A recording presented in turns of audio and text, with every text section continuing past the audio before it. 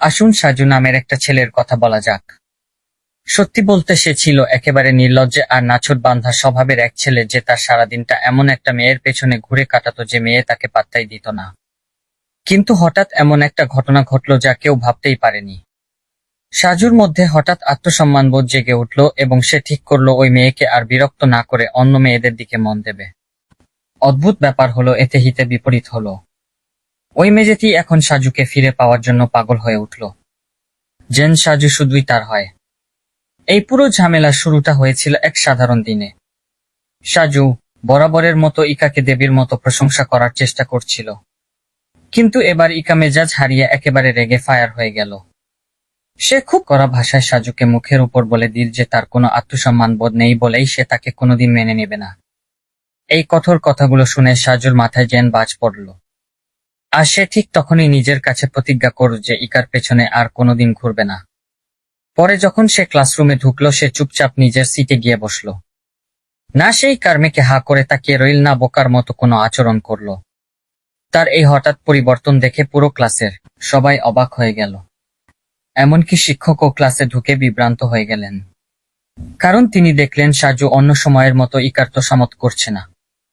এই অদ্ভুত পরিস্থিতি দেখে পুরো ক্লাস যখন হাসাহাসি শুরু করলো ইকা তখন চুপচাপ বসে নিজের লজ্জা ঢাকার চেষ্টা করছিল। ক্লাস শেষ হওয়ার পর ইকা দেখল সাজু তার দিকেই হেঁটে আসছে। সে ভাবল সাজু নিশ্চয়ই আবার তার সেই পুরনো বিরক্তিকর আচরণ শুরু করবে। তাই সে বেশ বিরক্ত হলো। কিন্তু ইকাকে চমকে দিয়ে সাজু খুব স্বাভাবিকভাবে বলল যে সে আসলে বাথরুমে যাচ্ছে। সে ইকার দিকে কোনো আগ্রহ না দেখিয়ে তাকে পাশ কাটিয়ে সোজা ওয়াশরুমে চলে গেল। কিন্তু ভেতরে ঢোকার সাথে সাথেই তার বন্ধুরা তাকে একরকম ঘিরে ধরল। তারা জানতে চাইল ইকার সাথে তার বর কোনো ঝগড়া হয়েছে কিনা। সাজু বারবার বলতে লাগলো যে কিছুই হয়নি এবং সে স্বাভাবিক আচরণই করছে। কিন্তু সে যখন ক্লাসে ফিরে গেল তার বন্ধুরা তার মানসিক অবস্থা নিয়ে সত্যিই চিন্তিত হয়ে পড়ল। কারণ সাজুর এই আচরণ ছিল একেবারেই অস্বাভাবিক। লাঞ্চ ব্রেকের সময় ইকা নিজে থেকেই সাজুর সাথে কথা বলার চেষ্টা করল। কিন্তু সাজু তাকে পাত্তাই দিল না এবং একাই ক্যাফেটেরিয়ার দিকে হাঁটা দিন। তার বন্ধু টাকারও দৌড়ে গিয়ে তাকে ধরল এবং জানতে চাইল তার আসলে কি হয়েছে। সে মনে করিয়ে দিল যে সাধারণত ইকার সাথে লাঞ্চ করার একটু সুযোগ পাওয়ার জন্য সাজু প্রায় পায়ে পড়ার মতো অবস্থা করে।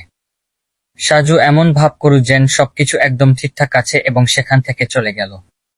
তার বন্ধুরা সহ সবাই অবাক হয়ে মাথায় হাত দিয়ে দাঁড়িয়ে রইল।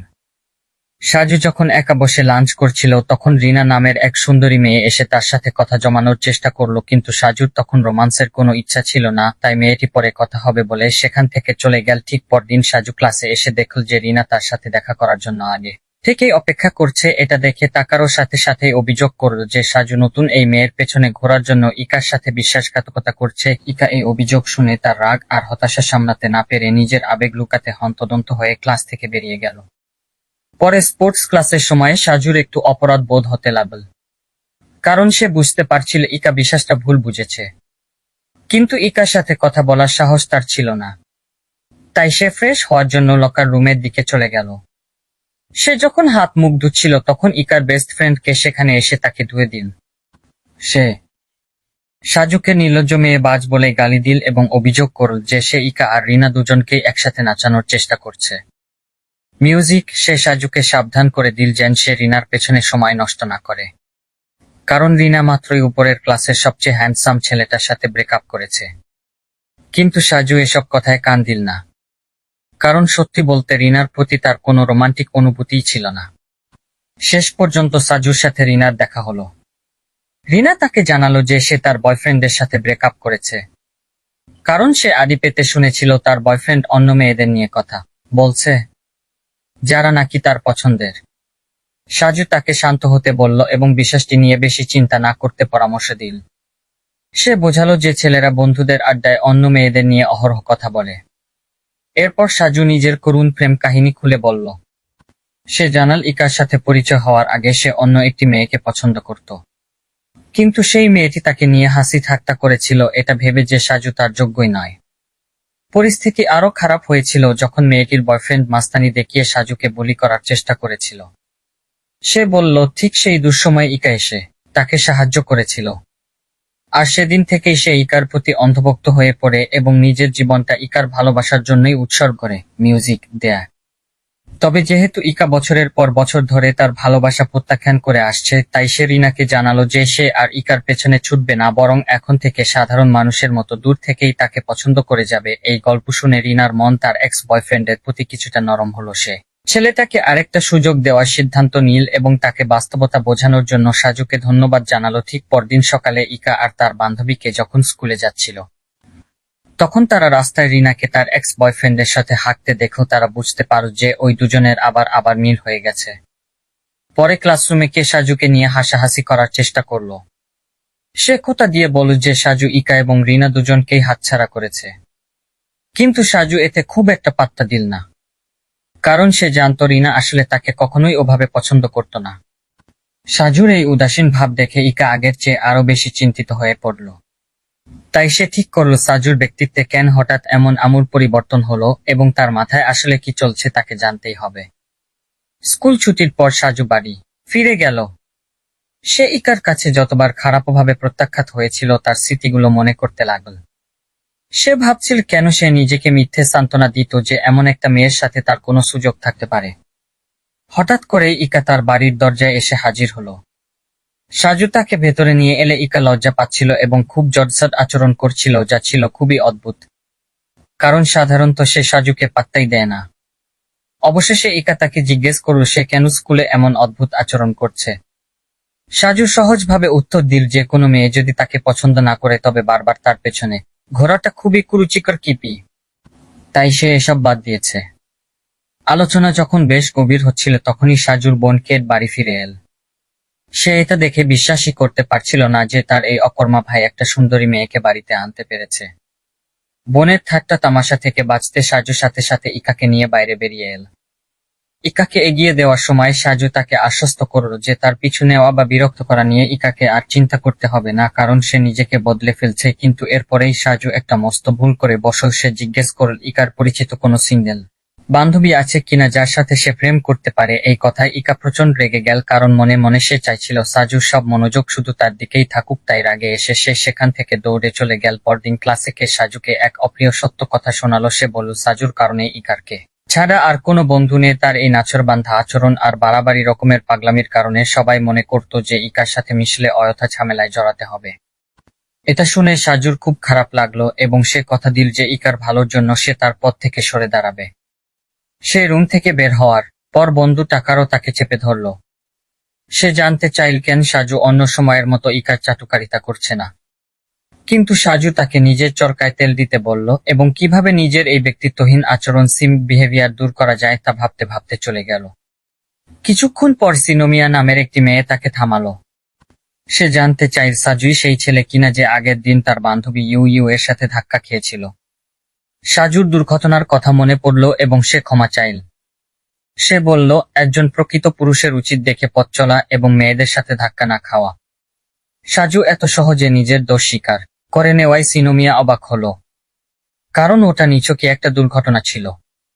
শেষমেশ সে সাজুকে পরামর্শের জন্য গাইডেন্স রুমে টেনে নিয়ে গেল, কারণ তার স্টুডেন্ট কমিটির সদস্যরা কাজের আগ্রহ হারিয়ে ফেলছিল আর সে তাদের সাথে ঠিকমতো মিশতে পারছিল না। সদস্যরা তাকে বারবার বলছিল যে সিনোমিয়া তাদের কষ্টটা বুঝবে না। সাজু বুঝতে পারল মেয়েটির আসলে বাস্তব জ্ঞান দরকার, তাই সে তাকে পরামর্শ দিল সবার বন্ধু হওয়ার চেষ্টা না করে বসের মতো আচরণ করতে। জোর করে সম্পর্ক তৈরি না করে বরং তাদের কঠোর পরিশ্রমের স্বীকৃতি দিয়ে তাদের উৎসাহিত করতে হবে। সিনোমিয়া বুঝতে পারল সাজু একদম ঠিক বলেছে এবং তাকে ধন্যবাদ দিল।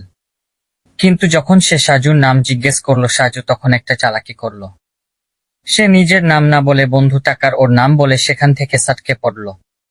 পরদিন সকালে সাজু তার বোনের জন্য ভারী জিনিসপত্র বইতে গিয়ে ফেঁসে গেল। সে বিরক্তি নিয়ে মন্তব্য করল যে মেয়েরা মানেই শুধু ঝামেলা। তখন তার বোন তাকে শুনিয়ে দিল যে ঠিক এই মনোভাবের কারণেই মেয়েদের কাছে তার কোনো পাত্তা নেই। এটা শুনে সাজু দীর্ঘশ্বাস ফেলে নিজের কপালকেই মেনে নিল। ঠিক তখনই তার বোন কেট ইকাকে আশেপাশে দেখতে পেল।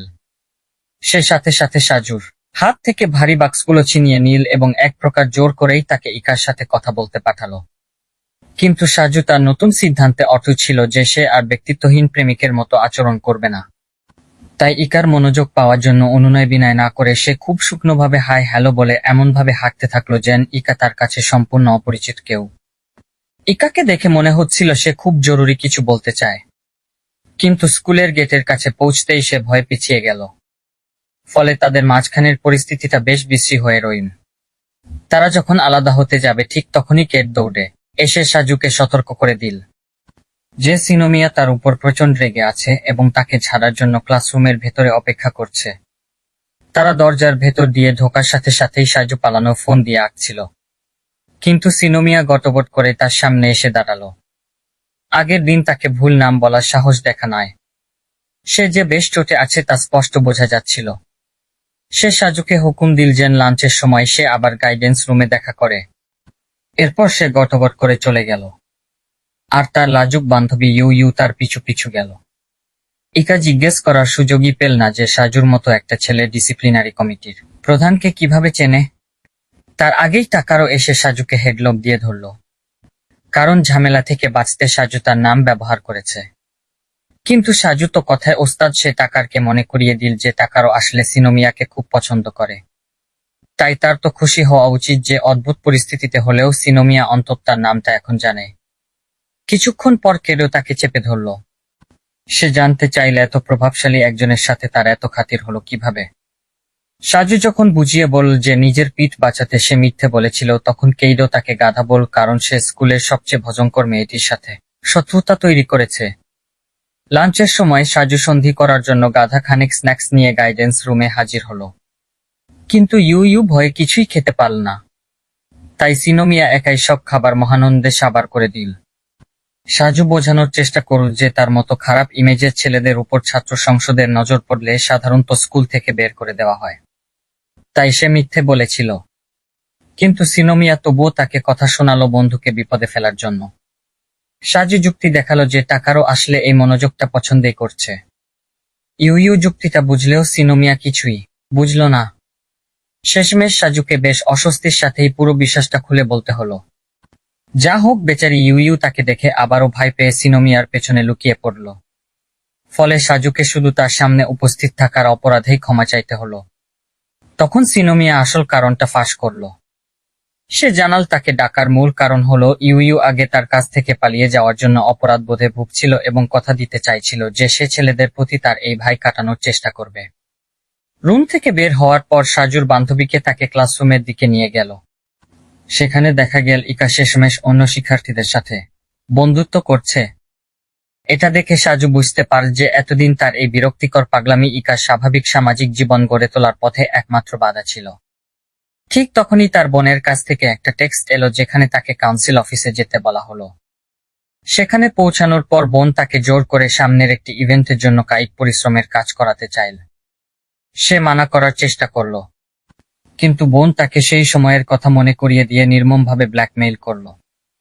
তাই সে দীর্ঘশ্বাস ফেলে রেকর্ড সময়ে সব কঠিন কাজ শেষ করে ফেল, যা দেখে অন্য সদস্যরা অবাক হয়ে গেল, কারণ তারা তাকে অকেজো ভাবত। তার বোন যখন তাকে পরদিন আবার সাহায্য করার জন্য আটকে রাখার ফোন দিয়ে আঁকছিল, তখন সিনোমিয়া লক্ষ্য করল যে ইউ ইউ গভীর চিন্তায় মগ্ন আছে এবং তাকে জিজ্ঞেস করল যে সাজুর সাথে তার কথাবার্তার কারণেই সে এমন করছে কিনা। পরের দিন ইকা ক্লাসে ঢুকল এবং হঠাৎ একদল মেয়ে তাকে ঘিরে ধরল তার বাড়িতে আড্ডা দেওয়ার আবার নিয়ে। যখন সাজু সেখানে এলো তারা তাকেও আমন্ত্রণ জানালো, কিন্তু সে ভদ্রভাবে প্রস্তাবটি ফিরিয়ে দিল। ক্লাসের পর ইকা তাকে জিজ্ঞেস করতে চাইল যে সে আসলেই আড্ডাটা মিস করতে যাচ্ছে কিনা, কিন্তু সে উত্তর দেওয়ার আগেই সিনোমিয়া তাদের মাঝখানে বাধা দিল এবং তাকে অন্য একটি আলোচনার জন্য টেনে নিয়ে গেল। সে সাজুকে বলল যে ইউ ইউ তার নতুন লক্ষ্যের প্রতি সাজুর প্রতিক্রিয়া দেখে খুব হতাশ মনে হচ্ছে। কিন্তু সাজু সোজা সাপ্তাভাবে বুঝিয়ে দিল যে ইউ ইউ সেই প্রতিশ্রুতি শুধু নিজের নিরাপত্তাহীনতা কাটানোর জন্য দিয়েছিল। তাদের মধ্যে যা ঘটেছিল তার জন্য সে আসলে খারাপ বোঝ করেনি। পরের সপ্তাহটি শুরু হলো সেই চিরচেনা বিশৃঙ্খলার মধ্য দিয়ে।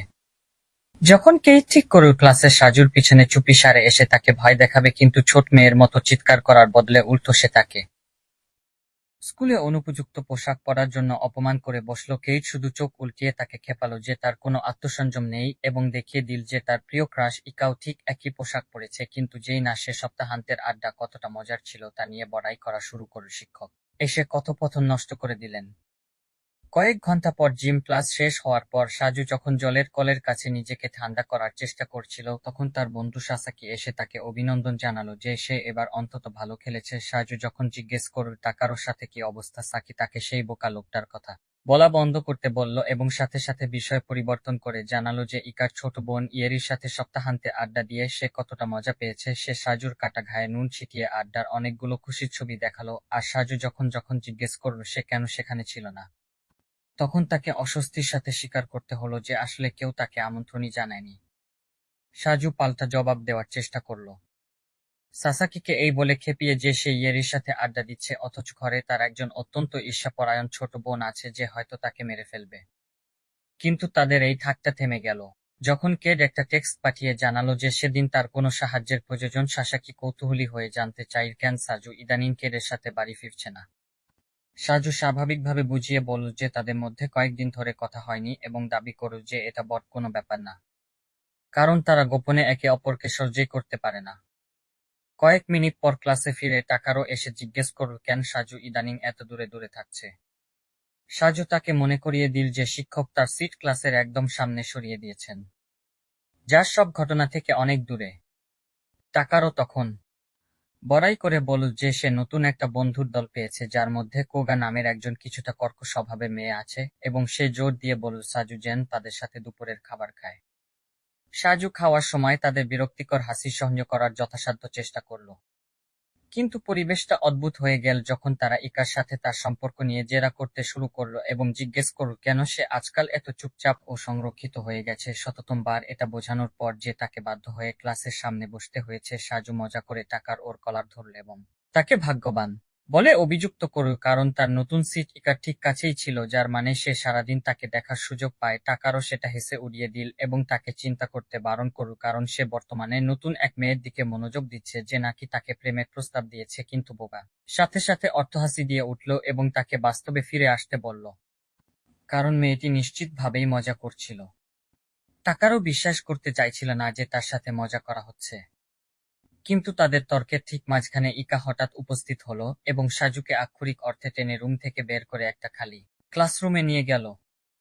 সাজুর বুক ধড়ফড় করছিল, কারণ ইকাকে দেখে ভীষণ রাগান্বিত মনে হচ্ছিল এবং সে ভয় ছিল, কারণ এমনিতে সে ইকাকে রাগ করার মতো অনেক কারণ দেয়, কিন্তু এবার সে জানত না সে কি করেছে। সে শুধু চুপচাপ দাঁড়িয়ে তার দিকে তাকিয়ে রইল। তাই সাজু শেষমেশ সাহস সঞ্চরী করে তার কাছে জানতে চাইল যে সে কেন এত রেগে আছে, অন্তত একটা ইঙ্গিত দিতে। যখন ইকা অবশেষে স্বীকার করল যে সে অন্য মেয়েদের সাথে সাজুর কথা বলা নিয়ে রেগে আছে, তখন সাজু সম্পূর্ণ হতভম্ব হয়ে গেল এবং তার সামাজিক জীবন নিয়ে ইকা কেন মাথা ঘামাচ্ছে তা বুঝতে তার কিছুক্ষণ সময় লাগলো। সে তাকে জিজ্ঞেস করল তাতে কি এসে যায়, আর ইকা সাথে সাথে আতঙ্কিত হয়ে চিৎকার করে বলল যে সে যা ভাবছে তা নয়, এবং এরপর অস্বস্তি এড়াতে সে ঘুরে দৌড়ে পালিয়ে গেল। কয়েক মিনিট পর সাজু তার সিটে সে ফিরে এসে তখনও ইকার রাগের রহস্য সমাধান করার চেষ্টা করছিল।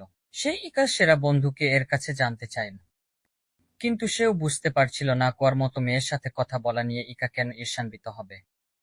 ঠিক যখন সে তার হতাশা প্রকাশ করছিল, তখন পুরো ক্লাস ফিসফিসানি ও কানাকানি শুরু করে দিল, কারণ জনপ্রিয় ছাত্র হাজাতো ক্লাসে ঢুকলো এবং বিশেষভাবে সাজুর সাথে কথা বলতে চাইল। তারা যখন হলওয়েতে গেল, ইকাকে কে একান্তে কথা বলার জন্য একপাশে টেনে নিন।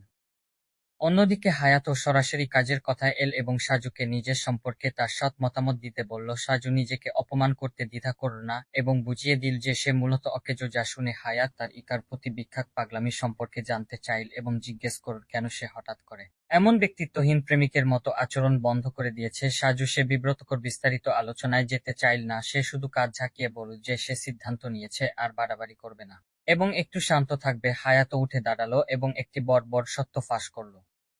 সে দাবি করল যে সাজুর সাম্প্রতিক ব্যক্তিত্বের পরিবর্তন আসলে তার বোন কায়েডেকে মানসিকভাবে শেষ করে দিচ্ছে, কারণ সে সাজুর এই বিষণ্ণতার জন্য নিজেকে দোষী ভাবতে শুরু করেছে। এই অভিযোগ শুনে সাজু পুরোপুরি বিভ্রান্ত হয়ে গেল, কারণ সে যতদূর জানত তার বোন তাকে দু চোখে দেখতে পারত না এবং তার জীবন দুর্বিষহ করে আনন্দ পেত। তাই সে তার যত্ন নিচ্ছে এই ধারণাটাই হাস্যকর ছিল। যাই হোক, হায়াতো বুঝিয়ে বলল যে কায়েদে সত্যিই বিশ্বাস করে যে তার বছরের পর বছর ধরে করা মৌখিক নির্যাতন এবং বকাঝকা অবশেষে সাজুর মগজ নষ্ট করে দিয়েছে, যার ফলে সে এমন চুপচাপ এবং অন্তর্মুখী হয়ে গেছে। সাজু তখনও বিশ্বাস করতে চাইছিল না যে তার ঘরে বাস করা ওই ডাইনির আসলে কোনো অনুভূতি আছে। কিন্তু হাজাতু জোর দিয়ে বলল যে এটাই সত্য এবং মূলত তাকে বাধ্য করল তার বোনের সাথে খোলাখুলি কথা বলে সব মিটমাট করে নিতে। হাজাতু স্বীকার করল যে সে আগেই সব ব্যবস্থা করে রেখেছে। তাই তারা একসাথে রওনা দিল। হলওয়ে দিয়ে হাঁটার সময় সাজু লক্ষ্য করল যে পাশ দিয়ে যাওয়া প্রতিটি মেয়ে হাজাতুকে এক নজর দেখার জন্য ঘাড় ঘুরিয়ে ফেলছিল। সে হায়াতোকে জিজ্ঞেস করল, এত নারীর মনোযোগ পাওয়ার পরেও সে কিভাবে এত স্বাভাবিক থাকে। হাজাতু ব্যাখ্যা করল যে সে একসময় খুব রোমান্টিক ছিল, কিন্তু অতীতে হৃদয় ভেঙে যাওয়ার ঘটনা তাকে সতর্ক থাকতে শিখিয়েছিল। সে প্রকাশ করল যে সেই সময় কায়েদেই তাকে বিষণ্ণতায় তলিয়ে যাওয়া থেকে বাঁচিয়েছিল। আর ঠিক এই কারণেই সে এখন কায়েদে ও তার ভাইয়ের সম্পর্ক ঠিক করার জন্য এত চেষ্টা করছে। কিছুক্ষণ পর সাজু ছাদে পৌঁছল এবং সঙ্গে সঙ্গে তার বোনকে বলল সিনোমিয়ার জন্য অপেক্ষা করতে না, কারণ পুরো মিটিংটাই ছিল তাদের দিয়ে কথা বলাবার জন্য হাজাতুর পাতা একটা ফাঁদ। এরপর সে বোনকে খোঁচা দিয়ে জিজ্ঞেস করল যে কোথা থেকে সে এমন নরম মনের হয়ে গেল যে ছোট ভাইয়ের জন্য চিন্তা করছে। যদিও বোন তা অস্বীকার করার চেষ্টা করল, সাজু তাকে চ্যালেঞ্জ দিল তার 10টা গুণের কথা বলতে। এটা প্রমাণ করার জন্য যে সে আসলেই সাজুর দিকে খেয়াল রাখে। বোন যখন তাকে একঘেয়ে এবং অতি সাধারণ বলে একগাদা অপমান করল, সাজু তখন স্বীকার করল যে তার এই কটু কথাগুলো তাকে জীবনের প্রতি বাস্তববাদী দৃষ্টিভঙ্গি দিয়েছে। তাই সে এতে মোটেও রাগ করেনি। যাই হোক, কায়েদে আবার অপরাধ বোধে ভুগতে শুরু করল। মিউজিক, সে দাবি করল যে তার অনবরত অপমানের কারণেই সাজু কাপুরুষ হয়ে গেছে এবং যে মেয়েটিকে সে ভালোবাসত তার পিছু নেওয়া ছেড়ে দিয়েছে। কিন্তু সাজু তাকে ওখানেই থামিয়ে দিল। সে বুঝিয়ে বলল যে ইকাকে বিরক্ত করা বন্ধ করার সিদ্ধান্তটি তার একান্তই নিজস্ব, যাতে ইকা খুশি থাকে। সে তার বোনকে জানালো যে বোনের এই অদ্ভুত ও হতাশ রূপের চেয়ে তার আগের সেই ঝগড়াটে স্বভাবটাই তার বেশি পছন্দ। কায়েদে শেষমেশ বুঝতে পারল সাজু কি বলতে চাইছে, কিন্তু যেই না সে একবারের জন্য তার মিষ্টি দিকটা দেখে সাজুকে জড়িয়ে ধরতে চাই, সাজু তা প্রত্যাখ্যান করল, যা ছিল একটা মস্ত বড় ভুল। হঠাৎ ইকা ঝড়ের বেগে ছাদে এসে সাজুর কলার চেপে ধরল এবং চিৎকার করে বলল যেন সে তার বোনের কাছে ক্ষমা চায়, কারণ বোন যখন ভালো ব্যবহার করতে চাইছিল তখন সাজু তার সাথে অভদ্র আচরণ করেছে। সাজু যখন অবাক হয়ে জিজ্ঞেস করল সে ওখানে কি করছে, ইকা বুঝতে পারল যে সে ধরা পড়ে গেছে। হাজাতোর সাথে ক্লাসরুম থেকে বের হওয়ার পর থেকেই যে সে সাজুর পিছু নিয়েছিল, স্টক করছিল, তা ফাঁস হয়ে গেল। তাই লজ্জায় মরে যাওয়া এড়াতে সে আতঙ্কিত হয়ে সেখান থেকে দৌড়ে পালাল। কয়েক ঘন্টা পর সাজু উদারতা দেখানোর সিদ্ধান্ত নিল এবং বাড়ি ফেরার পথে দোকান থেকে কায়েদের প্রিয় স্ন্যাক্স কিনল। তার রাগ ভাঙানোর উপহার হিসেব। ছাদে অকারণে অভদ্র আচরণের জন্য সে ক্ষমা চাইল, কিন্তু কায়েদে তার সাথে কথাই বলছিল না। শেষে যখন সাজু হুমকি দিল যে সে সব খাবার একাই খেয়ে ফেলবে, তখন কায়েদের সাথে সাথে প্রতিক্রিয়া দেখালো। সে একদম পেটুক হয়ে কোক গ্রাসে চিপস খাওয়া শুরু করলো। তাই সাজু ঠিক করল এর প্রতিশোধ নেবে। সে কায়েদের খাওয়ার সময় সবচেয়ে বাজে ছবিগুলো তুলতে লাগলো, যাতে সেগুলো স্টুডেন্ট কাউন্সিলে তার বন্ধুদের দেখাতে পারে। কায়েদে ক্যামেরাটা দেখে ফেল এবং সাথে সাথে একটা লাঠি নিয়ে সাজুর মাথা ফাটানোর জন্য তেড়ে এলো, যা প্রমাণ করল যে তাদের ভাই বোনের সম্পর্ক আবার আগের মতো স্বাভাবিক হয়ে গেছে। অন্যদিকে একটা রেস্তোরাঁয় বসে ইকা তার প্রিয় বন্ধুকে এর কাছে মনের ঝাল ঝাড়ছিল। সে ভাবছিল কেন সে হঠাৎ নিয়ন্ত্রণ হারিয়ে পাগলের মতো ছাদে সাজু পিছু নিয়েছিল। কে তাকে বাস্তবতা বুঝিয়ে দিল। সে মনে করিয়ে দিল যে এই পুরো ঝামেলার শুরু গত সপ্তাহান্তে, যখন সাজুর বন্ধু ইকার ছোট বোনের সাথে বেশ ভাব জমিয়েছিল। ইকা স্পষ্ট তিঙাসান্বিত ছিল, কারণ সে সব সময় চেয়েছিল যেন সাজি তার পরিবারের সাথে মিশুক। সে ব্যাখ্যা করল 0-0-20 যেহেতু সাজু এখন আর অন্ধের মতো তার পিছু করে না, তাই ইকা এখন তার অভাব অনুভব করছে এবং মরিয়া হয়ে তার মনোযোগ ফিরে পেতে চাইছে। কেউ উল্লেখ করল যে সাজু হয়তো চেষ্টা করা বন্ধ করে দিয়েছে, কারণ সে বছরের পর বছর ধরে তার অনুভূতি প্রকাশ করেছে এবং এখন তার বলার মতো আর কোনো কথা বাকি নেই। তাই ইকা যদি সম্পর্কটা ঠিক করতে চায় তবে তাকেই এখন উদ্যোগ নিয়ে চেষ্টা করতে